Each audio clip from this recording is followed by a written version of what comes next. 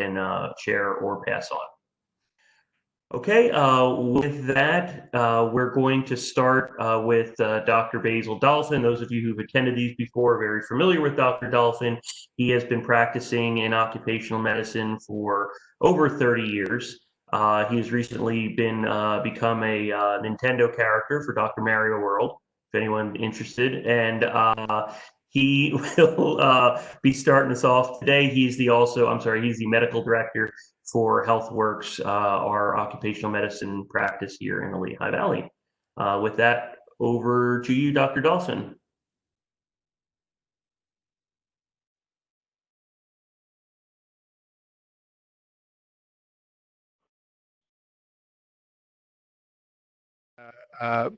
Providing some clinical experience for what has happened with COVID in the workplace and planning for returning people to work. First slide, please. PCR testing is done to determine if a person is infected with the virus and thus potentially infectious.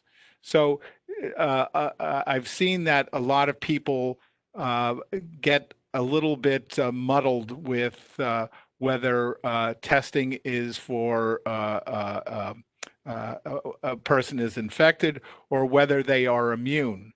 The PCR looks for evidence that the virus is replicating. We all know about DNA, but RNA is a similar molecule that's used to transmit genetic information, and some viruses only contain RNA. The COVID virus is an RNA virus. That when its RNA is present, then cells are being infected with the virus, and that's how we test to see if a person is infected or potentially infectious. Where antibody testing is the response that our immune systems develop after an infection. And if you have antibodies, it means that your immune system has recognized this foreign invader, this virus, and has made antibodies to fight it off. A person who has antibodies has been infected with the virus, and they now may be immune from infection. Next slide.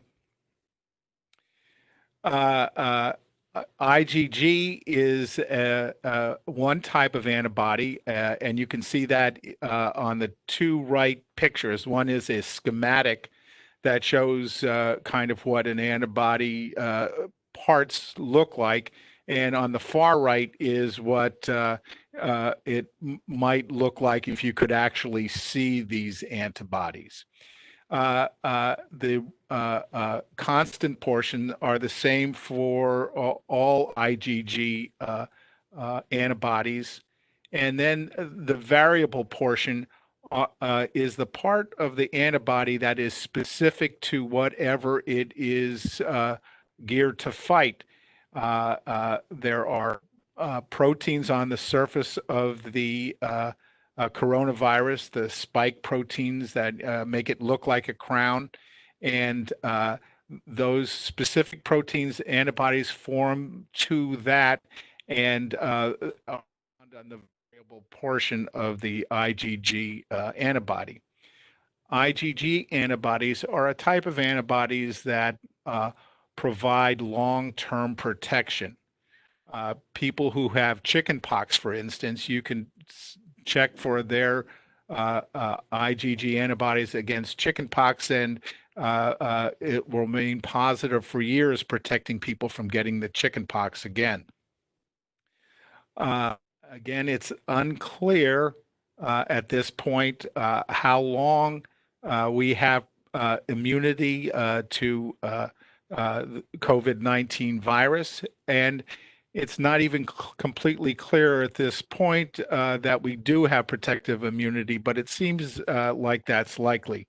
How long it will last, again, it's a novel virus, so we don't really know how long that will be. Time will tell. And on the left is an example of an IgM antibody. These antibodies are formed more quickly than the IgG. They don't last as long, but they're the first form of immunity. The PCR testing is when the RNA is multiplied in the lab. They take sections of the RNA are amplified and produced at great volume, and then it can be detected, and that's how we look to see if people have the RNA virus. The testing, one of the bottlenecks of testing recently has been the swabs to obtain specimens from people to test to see if they have the virus in their system. And the problem is that that we've run short of the synthetic material that the swabs are made from, and we can't use cotton for these swabs because there is genetic material on the cotton, and that contaminates the test. So it's kind of unique that we're limited by such a seemingly simple device. Okay, next slide, please.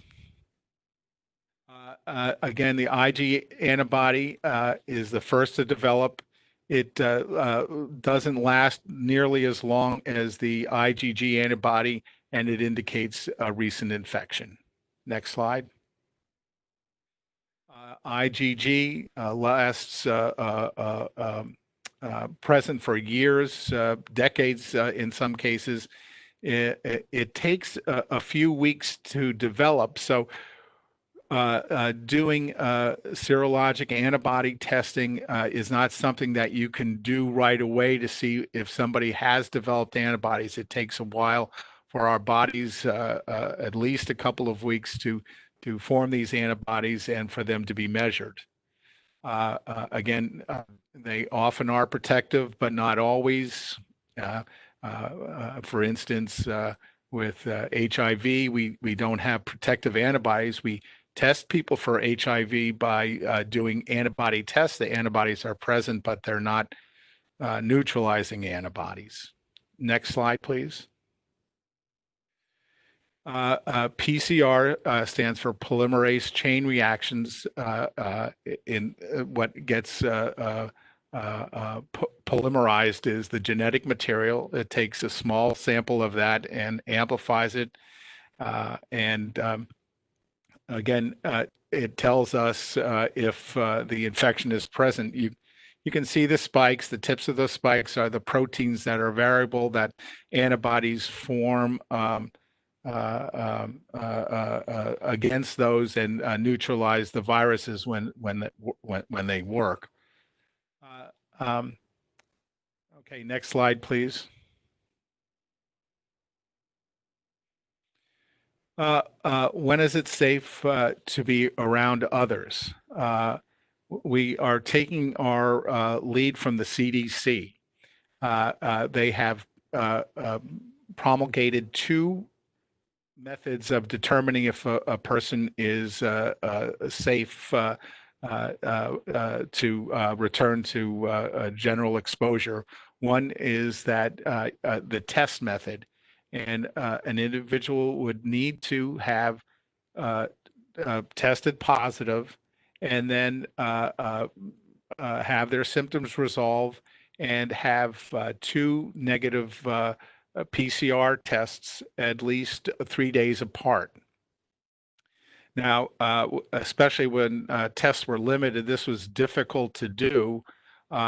So another way of determining if a person is ready to return to work is that if a person has been diagnosed with COVID-19 and you wait 10 days after the symptoms began. Originally, it was recommended at 7 days, but because some outliers showed up, the guidance was changed to 10 days. And after the symptoms have resolved, no fever, off of any antipyretic, anti-fever medications. So you have to be 10 days after the onset of symptoms, and your symptoms have to have resolved. Next slide. How long do IgG antibodies protect from COVID? If you figure it out, let me know. Okay, that's my part of the talk, Scott. Thanks, Dr. Dolphin. So next up, I'll just a quick introduction. We have Dr. Ronald Walsh. He obtained his medical degree at American University of the Caribbean. After medical school, he did an anatomic and clinical pathology residency at Winthrop University Hospital on Long Island. Completed his training with a fellowship in transfusion medicine at New York Blood Center. He's board certified in those areas and has been practicing in clinical pathology and transfusion since 2010. Currently, Dr. Walsh is the Chief Medical Officer and Clinical Lab Director for Health Network Laboratories. His previous leadership positions include 10 years as Chief Medical Officer of Community Blood Services in Montvale, New Jersey, and Associate Director of Transfusion Services at Montefiore, sorry if I just butchered that, Medical Center in Bronx, New York. We're happy he was take some time out of his day to talk with us. Obviously, HNL is one of those organizations that is at the forefront of the COVID testing. Thank you, and over to you, Dr. Walsh.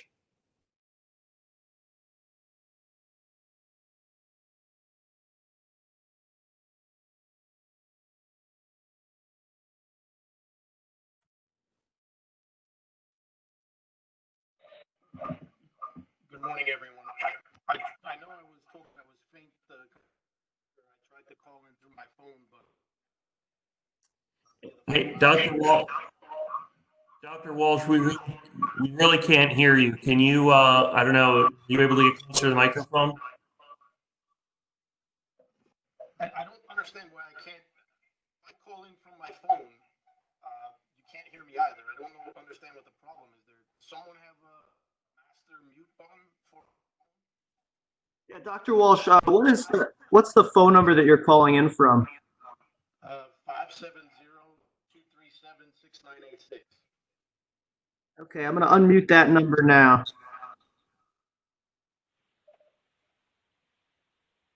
So go ahead. Okay, can everyone hear me? Much better, thank you. All right, thank you for, sorry for the technical difficulties. So, good morning, everyone. Scott, thank you very much for the introduction and for the opportunity to participate in today's webinar. And it's a pleasure to be alongside Dr. Dolphin. So I just wanted to give a brief overview of COVID-19 and in particular testing. There will be some overlap with Dr. Dolphin's presentation. Tyler, next slide, please. Next slide. So just a quick disclaimer that given how rapidly evolving the COVID-19 pandemic is, some of the information on the presentation may be current only as of today. Next slide. So the 2019 novel coronavirus, this causes a respiratory illness called COVID-19, and the most common symptoms are fever, cough, and shortness of breath. And we continue to learn about this virus every day. Next slide. There are 7 known human coronaviruses. The virus that causes COVID-19 is called SARS-CoV-2. The SARS stands for severe acute respiratory syndrome. The viruses on the bottom there are all beta coronaviruses, and they're all zoonotic, meaning from animals. And it's thought that SARS-CoV-2 originated from bats, most likely. Next slide. So the coronavirus, it's derived from, corona is derived from the Latin word, which means crown. And you can see that this is electron microscopy photo where you have crown-like projections in the viral envelope. Next slide. So just a little bit about the epidemiology. So basically, it's reported in almost every country that's performing testing, and it's present on all continents except Antarctica. As far as statistics, worldwide, there's roughly been 6.3 million confirmed cases and approximately 375,000 deaths worldwide. In the U.S., we've had approximately 1.8 million cases with right around 105 fatalities. And, the risk groups for severe infection are those that people are over 65 and those with underlying medical conditions.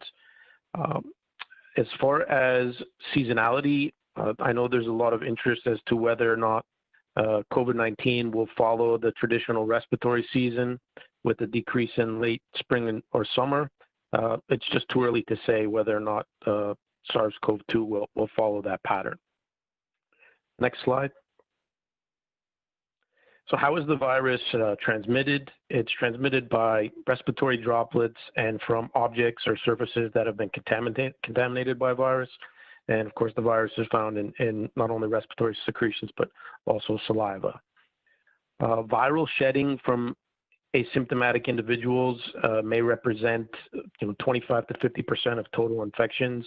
So this is kind of the Achilles heel of this virus, that we have such a high transmission from person to person when someone is asymptomatic.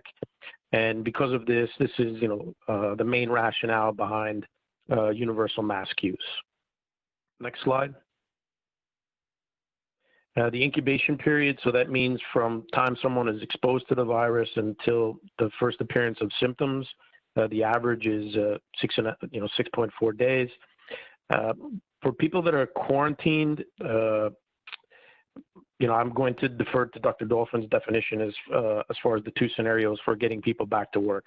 The 14-day observation period is a bit conservative and not necessarily something employers would have to follow. Next slide, please. As far as symptoms, as I mentioned earlier, the most common symptoms are fever, cough, shortness of breath, muscle aches, similar to the standard flu. There are other less common symptoms reported. One in particular I'd like to mention is, GI symptoms, nausea, vomiting, and diarrhea as far as a way that a patient with COVID-19 may present. Next slide.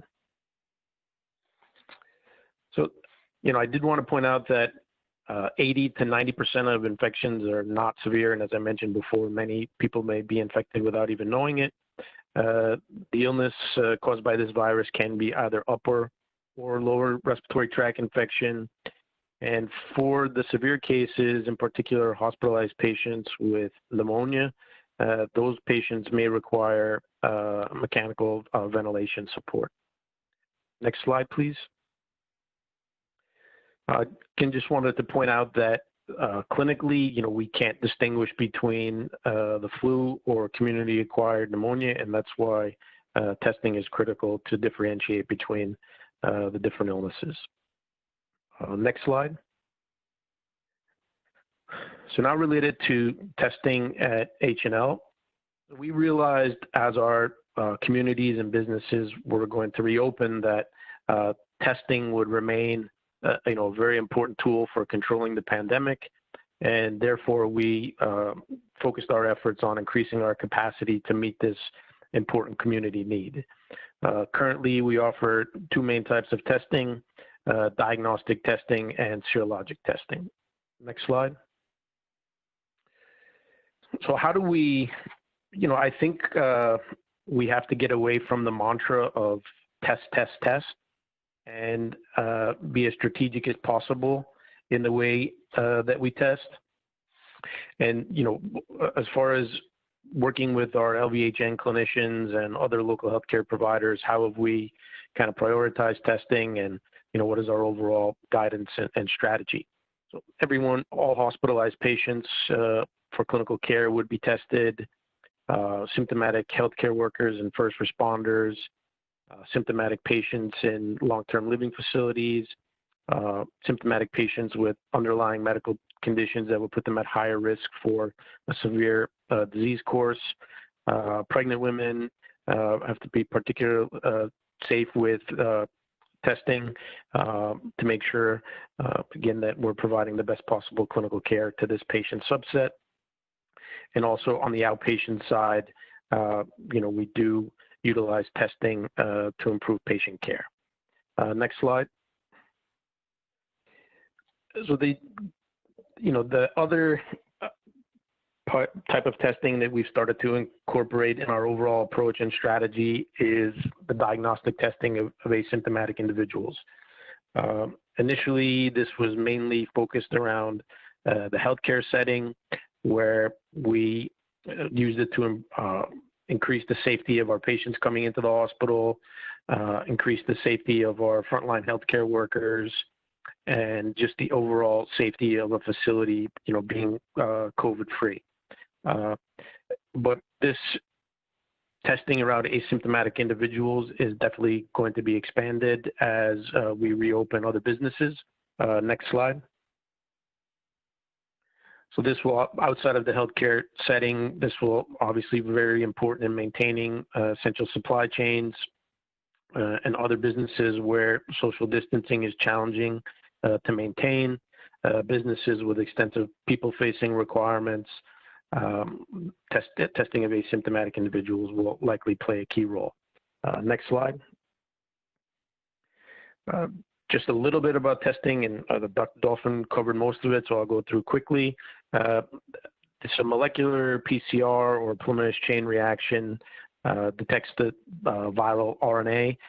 This is used to diagnose active infection. There's a little bit of debate around the preferred sample for this type of testing. My opinion is that the nasopharyngeal swab is the preferred sample at this point to optimize sensitivity, basically because the virus preferentially infects the nasopharynx. But there are other labs, other studies that show a nasal swab or an oropharyngeal swab or potentially saliva may be acceptable specimens. I would just like to see more performance data before making a definitive conclusion as to whether or not these are acceptable as far as maintaining sensitivity of the test. And I did want to point out that there can be false negatives with PCR testing, and that's a combination of the type of test being used, what type of sample, and the stage of someone's COVID-19 illness. And likely, again, you will see not an insignificant number of false negatives, so it's important for clinicians to know that, and it's important for employers to know that you don't want to get a false sense of security or think you've absolutely ruled out a COVID-19 infection. And one other comment related to sample types, there's also a lot of debate on whether it needs to be a provider collecting the sample, whether it can just be a provider supervised collection of the sample, or it completely can be patient collected sample without any provider supervision, say at the at-home setting. Next slide. So I just briefly wanted to talk about serologic testing. So we do have an FDA-approved assay for antibody testing at H&L. This will detect the presence of antibodies to SARS-CoV-2 virus, and it will indicate some potential for immunity. We just don't know how long that immunity may last, and I'll talk a little bit more about that on the next slide.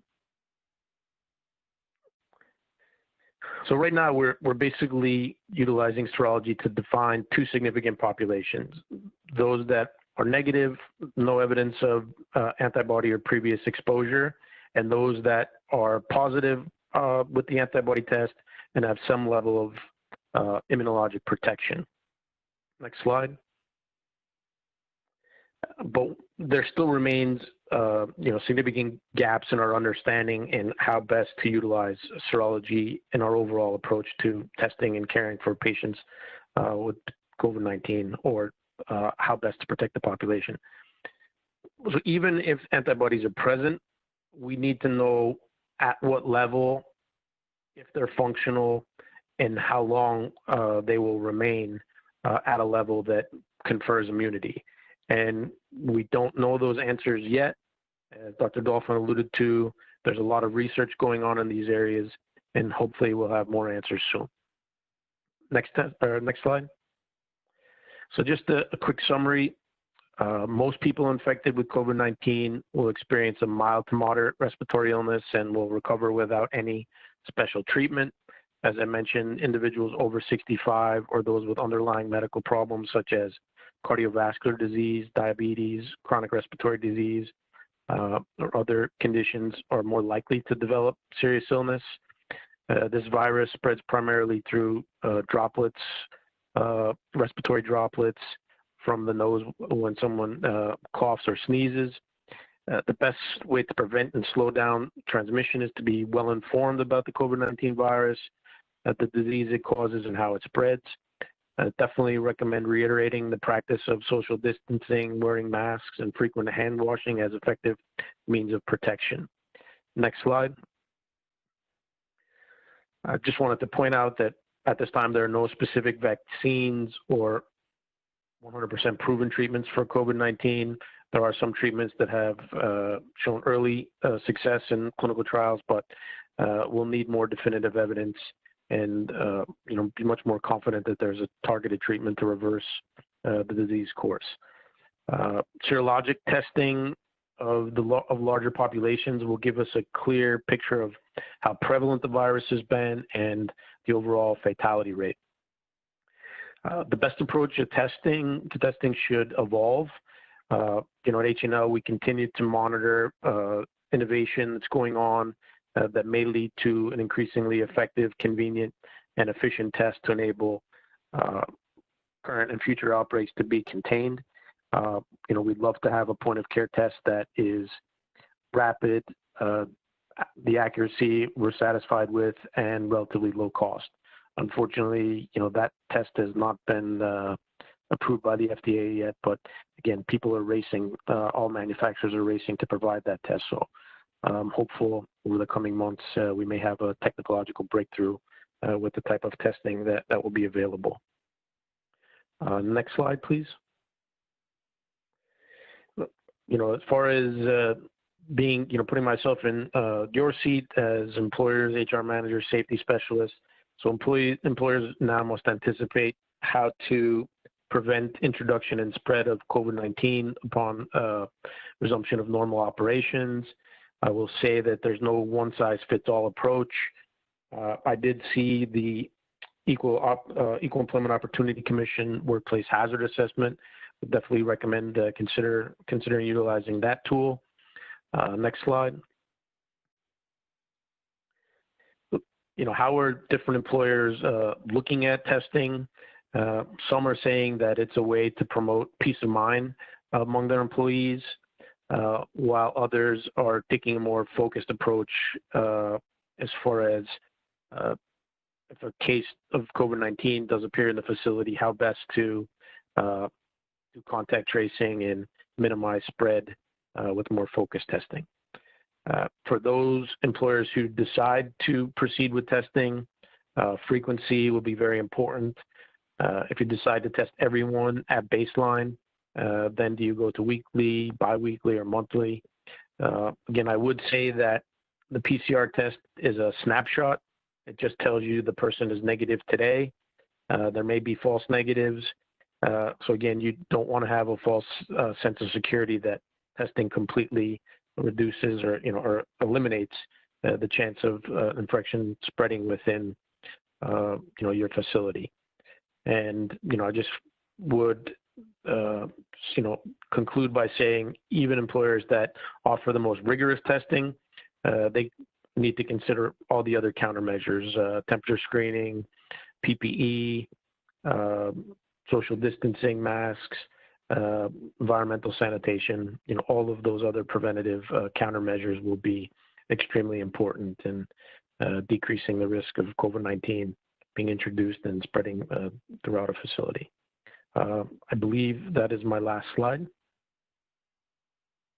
And just two references, John Hopkins' website is excellent, and there was also one document that I read on COVID-19 testing as a return to work strategy that I thought was helpful. Okay, thank you very much. I just have to reiterate one of the last notes that were there, that just remember that nothing is foolproof. That is the or I shouldn't say nothing is foolproof, but that's the one thing as we talk to companies, all our doctors are stating that the testing has value. Absolutely. It helps create a safer environment, helps keep track of things, but it can't substitute. It can't be a good reason to throw away all your PPE.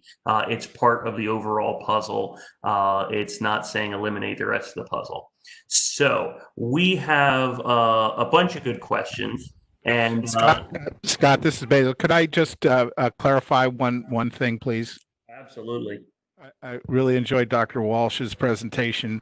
I just wanted to clarify that when I talked about return to work, that was after infection with the COVID virus.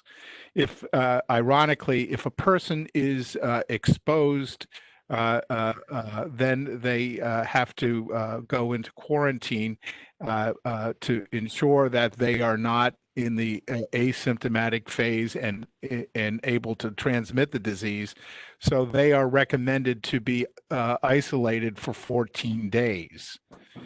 And so a person could actually be in isolation and quarantine longer, not having COVID because we are unsure of their state, as opposed to somebody who became positive with COVID and then cleared the infection and met the CDC standard for return to work. So that's just a fine point that I wanted to clarify. Oh, thank you. Thank you very much.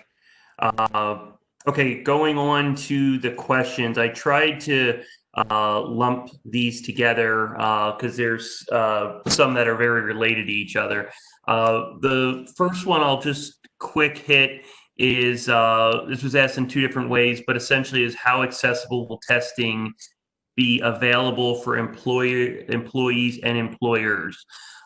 There's a new development in that sense. I mean, the PCR test, also known as the swab test or the diagnostic test, obviously that's been the test that has been essentially since day one with COVID, because of all the things that were mentioned earlier, the availability of the equipment and the sheer volumes. Those have been they had to be vetted before we gave those tests, as you probably all know. We have had that virtual visit free consultation. You can go in, you talk to someone virtually, and then they or your PCP will give the go ahead to go get tested. And that's just to control people saying, oh, I sprained my ankle, let's check if I have COVID, to not overwhelm the labs. Effective, I think today we can officially say, Dr. Walsh, we will start doing them for asymptomatic reasons for companies. And by asymptomatic, we mean they're not showing. So you can do it as a pre-employment or as a check-in or as a reopening exercise. If you want. We are saying, though, we need to kind of talk it out. Obviously, we are still worried about volumes, but we think we're to the point where we can start offering this. We can't, of course, we don't want to not have testing available for the people who are symptomatic.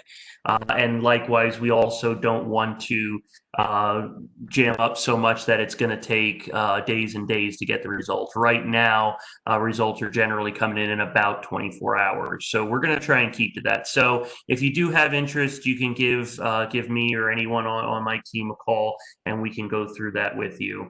There was another question that said healthcare workers to get tested without showing symptoms. exact same thing. Now that's the PCR testing. The antibody testing is available. That's done as well. That is done, for those who don't know, the serology test is done by taking a vial of blood. That is available as well. But again, we like to talk to you a little more in depth, show you all the disclaimers and the practical application. I believe both doctors say it's what are you going to do with the information is key to deciding whether you want to do this or not, or it's going to be helpful to you. Okay, and by all means, any of the doctors, feel free to interrupt me if I say something wrong or there's something you'd like to add for that one. Hi, Scott. I think that Dr. Walsh framed it very well when he said it's a snapshot. When you do a PCR test, you know at that moment what the status is. Now, it may be the antibody, the RNA isn't present at enough of a point to make the test positive, and somebody could go out 1 hour later infected. So while it can provide some guidance, its prevention is the most important piece of this, and that is the things that we've all heard about: washing our hands, social distancing, wearing masks.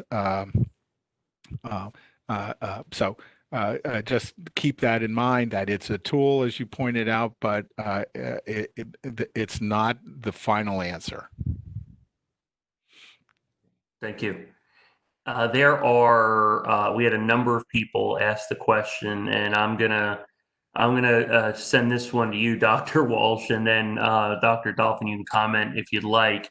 There are a number of questions about the reliability of either test. Are there false positives? Are there false negatives? And just accuracy in general, both selectivity and sensitivity. So very good questions. We'll start with PCR. Again, there are the possibilities of false negatives. The instrument that the test is being performed on is very important. The reference standard tests are lab-based molecular tests like we offer at H&L, and the platforms that we have used have performed very well in studies with sensitivity in the mid 90% range, and the PCR test is very, very specific. So I would say possibility of false negatives depending on how the sample was collected, where in the disease stage you are at, and then the testing platform. But if the virus is there, it's a very sensitive test, particularly on the instruments that we have at H&L. As far as the antibody testing, the sensitivity is it's very important for everyone to understand that the sensitivity changes as far as when the test was taken versus onset of symptoms. For example, if someone is symptomatic today, but you draw the antibody test 5 days from now, the sensitivity may only be in the 50% range. If you take the test 14 days out from symptoms, the antibody test, now you're talking a sensitivity that approaches 100%. With the specificity, the FDA-approved antibody tests are very good as far as their performance characteristics when it comes to specificity. The only thing that I would caution everybody on is the prevalence of COVID-19 in the population does factor in. So even if you have the best possible test sensitivity and specificity, if you're testing something that is low prevalence in the population, that does introduce a higher likelihood of false positives. So I would say, summarizing both types of testing, those are the concerns and limitations and things that providers and employers should be aware of. Okay, thank you very much.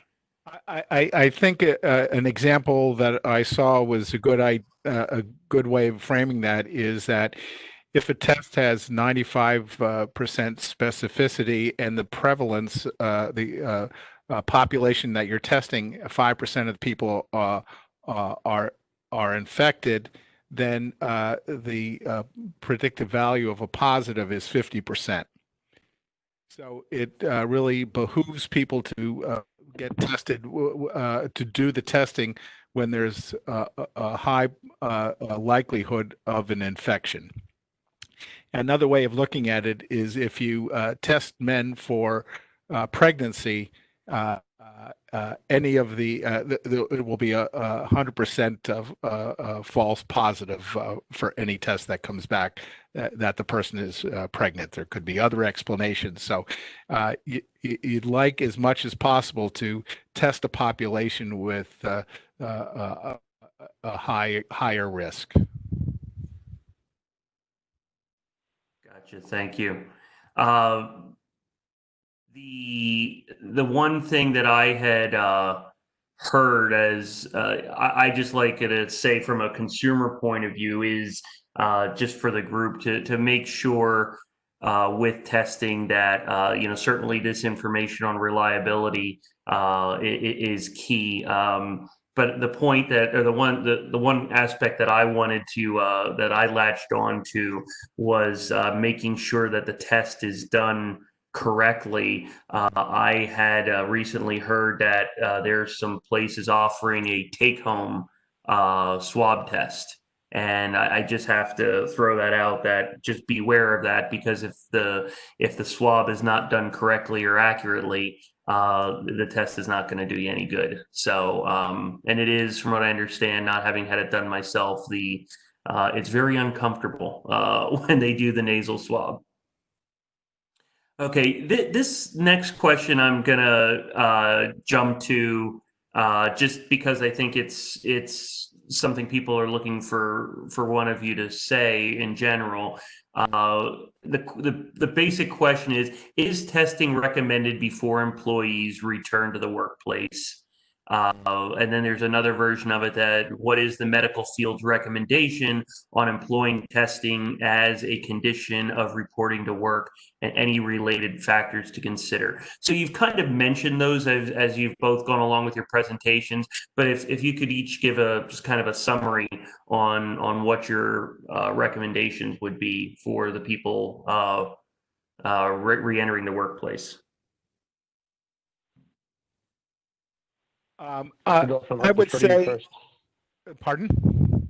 No, I was just going to defer to you. I'm sorry. Okay. Oh, thanks. The answer in one word is depends. I know that's not very satisfying, but it depends in the environment that people are going to be working in. If there is more risk of close contact and a higher risk of transmission of the disease, testing becomes more important. As Dr. Walsh pointed out, high risk exists in nursing homes, so testing goes forward for the people who live in the nursing homes and the staff that works at the nursing home, because if somebody is infected, it's going to be much easier to transmit it, as opposed to a situation where people are much more able to socially distance. They're able to exercise proper hygiene at all times, wear appropriate masks. So it depends on the work situation, in my view. Dr. Walsh? No, I would 100% agree with that. I think if you're looking at it from a strict infection control standpoint, if the workplace allows for social distancing, all of the preventative measures, you may be able to have less robust testing. But then, from an employee peace of mind standpoint, you still may want to proceed with a more robust testing program, from that standpoint. So Dr. Dolphin said, it depends, and there are a lot of factors to consider. And, we're more than happy to help guide employers through that decision-making process. Thank you both. I wanted to get that one in. Most of the other questions, and there's still quite a list, are more on the technical side, but I wanted to get that the recommendation one in.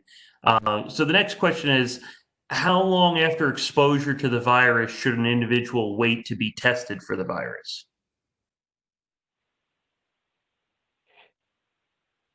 If you look at the literature available, the sensitivity increases if you're 4 to 5 days out from symptoms. So you may have an initial false negative result that will convert to a positive result 4 to 5 days out from exposure. So everyone has to be, mindful of the incubation period and how the sensitivity of testing changes over the course of infectivity with COVID-19. Okay. The next one is, if a person contracts the virus after testing negative by PCR, how long before they could be infectious? They can be infectious immediately if the test was a false negative. And yeah, it would be, I would assume the possibility and be infectious immediately. Okay. Thank you. And then depending on when someone became infected, maybe unknowingly, and the timing of the test, will the test identify antibodies within an individual with a current COVID infection? No, they won't. It takes, the antibodies have to respond to the infection, and they take time to develop. If they are interacting with the COVID virus, they won't be available to be measured. So antibody testing is not for acute infection. It's to see if a person was infected. Right. Yeah, I've been using the key phrase when companies have asked between the two is the PCR test tells you if you have COVID, the serology test tells you if you had, past tense. Correct? Correct. Okay. The only caveat that I would say there is that if the antibody test that is being performed is strictly IgG, then yes. But if it's a combined IgG test, the IgM being present may show that person still has an active infection, but it should not be used to diagnose that active infection. Gotcha. Thank you. Okay. I thought this is a good one. Does a negative test for the virus after exposure mitigate the need? I'm sorry, let me try reading that again a little clearer. Does a negative test for the virus after exposure mitigate the need for or shorten the recommended 14-day quarantine? As I mentioned, if a person has been infected, it may be less than a 14-day quarantine as long as the CDC guidelines are met. With the testing, you have to be symptom-free, and then you have to have 2 negative tests 3 days apart, or if testing is not involved, you have to be symptom-free for 10 days and not have obviously symptoms yet. Okay, I want to just clarify the way this is worded, that maybe it's a slightly different scenario. So the person was exposed, they take a test and a PCR test, and it comes back negative. Do we still need to do the 14-day quarantine? In my view, yes. I would agree. Right. Because because the test was negative doesn't mean it's not still incubating and hasn't come along far enough to show the infection in the test. Correct? That's correct. Okay. All right, next one. Knowing that a positive test indicates that an individual may have antibodies from a past infection of COVID-19 or related family, can an individual be infected again? As of right now, we don't know the answer to that question. Have some level of immune response, but protection from reinfection has not been established. Okay. And to add, there are 7 coronaviruses, as Dr. Walsh pointed out, and I don't think we feel that there's a lot of crossover immunity. Dr. Walsh, you may have more information than I do about that. No, based on the literature I've seen, I agree that no clear evidence of crossover immunity. Okay. And I think the phrase that I saw, Dr. Dolphin, in a document that you wrote that we've been using is the presence of antibodies make you less likely to be infected again or to spread it. But the key there is less likely, not immune. And that's our general belief of that, but we don't know that for sure at this time. But I think as time goes by, it seems more likely that we do get some level of immunity. How long that will last, we don't know. Right. Okay. Yep. All right. Man, sorry, 1 second here. Just copying over a new question that came in. All right. Next question is, it's worded a little funny, but it's what is the length of time for a result? If we're talking lab turnaround time, currently, and certainly Dr. Walsh, correct me if I'm wrong, we're usually right around that 24 hours for the PCR test, and for the serology test, it's between 3 to 7 days. I'm not sure, that question may have also meant, well, before you see a result, it meant, which we've addressed, how long into the infection till you would see the antibody or you would see the infection. So we'll go on. Another one here is, may this information be shared with an employer? Absolutely. Do with it whatever you want. Dr. Walsh, in the beginning, one of his early slides did point that out, that this information is effective today. Things develop.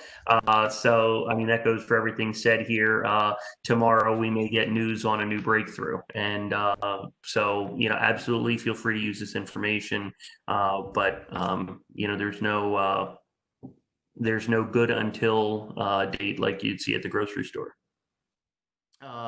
You had mentioned, Dr. Walsh, you talked about a vaccine, and you mentioned that briefly.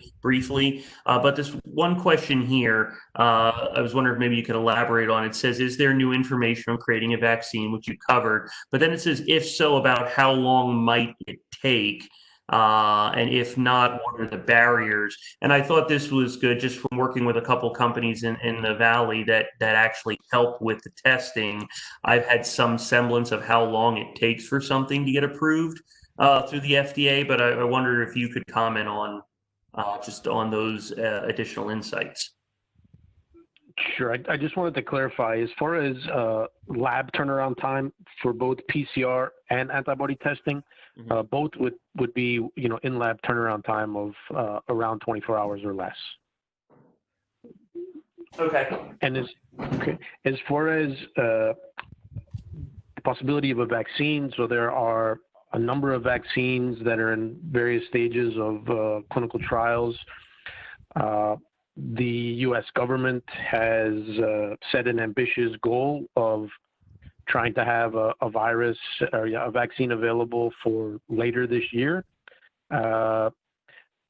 It's, again, an ambitious goal. I would try to be optimistic that is going to come to fruition, but there are just so many variables when it comes to designing and ensuring that a vaccine is safe and effective.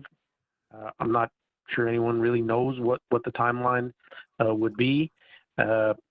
I think most would say if everything goes according to plan, a little bit more realistic timeline is 12 to 18 months.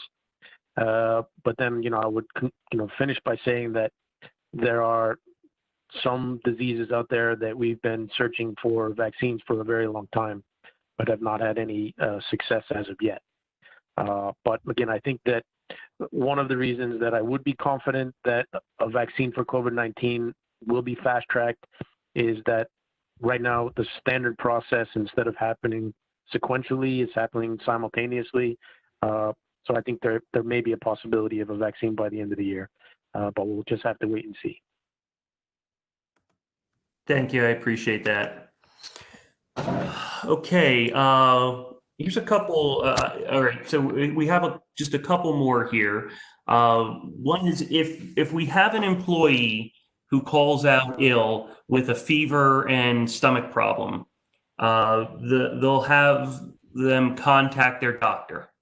How long should they remain out if they feel better the next day, there's no fever, and their doctor never recommended a test for them?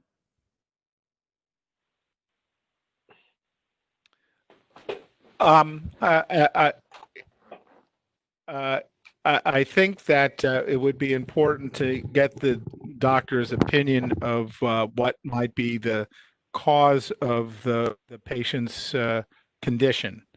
What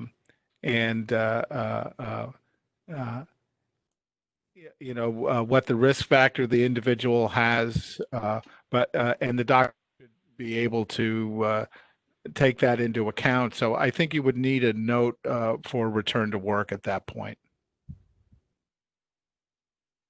Okay.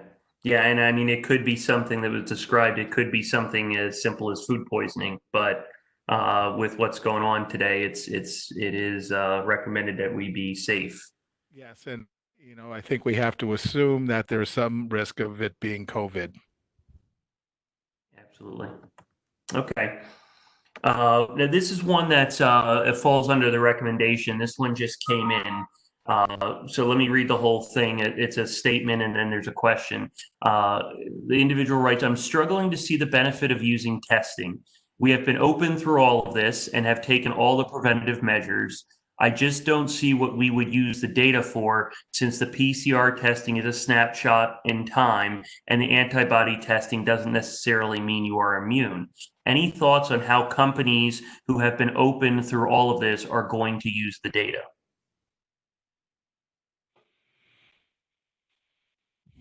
My comment would be that there is value to testing asymptomatic individuals. One recent study that I had seen a positivity rate of almost 2%. And, it would be difficult to say how many cases of asymptomatic transmission can be avoided through, a testing surveillance program. So there is value to the PCR testing. I just think it has to be in conjunction with all the other measures that we talked about. When it comes to the antibody testing, I think in non-healthcare settings, there's definitely no recommendation to use a positive antibody status as far as conferring immunity. But I do think that employees are interested in knowing whether or not they've been exposed to the virus and that they may have some level of immunity. So I think that as long as everyone is aware of that information, that, again, there's a lot of value to testing, but we just have to be strategic in the way we apply it. I agree, and I think everybody that's had a sniffle since last December wants to know whether that was COVID or not. Yeah, that's for sure. If I can just add in my 2 cents on this one, just because I've talked to a number of companies now in a very consultative as they've been weighing the decision down, and keep in mind, this advice comes from you, Dr. Dolphin, and Dr. Pelosi, and some others. Your comment on "it depends" really comes into it, and I think there was a little. We've talked a little bit about it at the beginning of the presentation.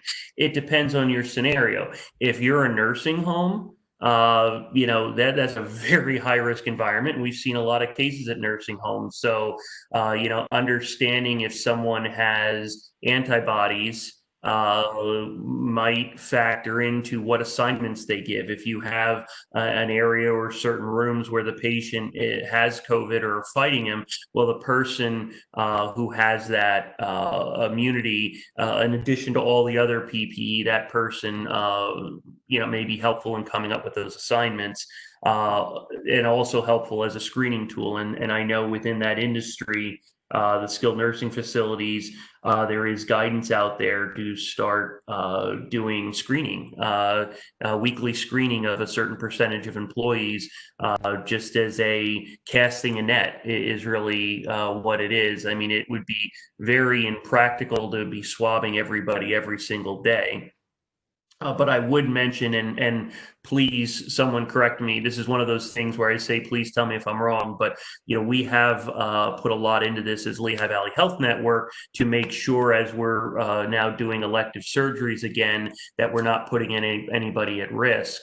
And our general protocol, not our general protocol, the protocol has been obviously PPE and every precaution imaginable, antibody testing as a baseline, and then weekly swab tests for people who are going to be working in the operating rooms. And based on all those three actions combined, the likelihood of spreading exposure is minuscule to non-existent.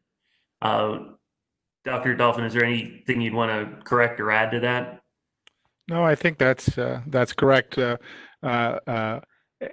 Every workplace is a different situation. I'm glad that people have been able to stay open and stay relatively safe through it, but not all workplaces are at the same risk, and not all workplaces can the same precautions. So testing is a tool, and tools, a hammer is good for putting a nail together, but it isn't good for getting a screw out of a board. So you have to use the right tool at the right time. Right. I did, I cut myself there short. I said nursing home on one end. On the other hand, I did talk to a manufacturing company. I had a tour of their facility. They're very spread out.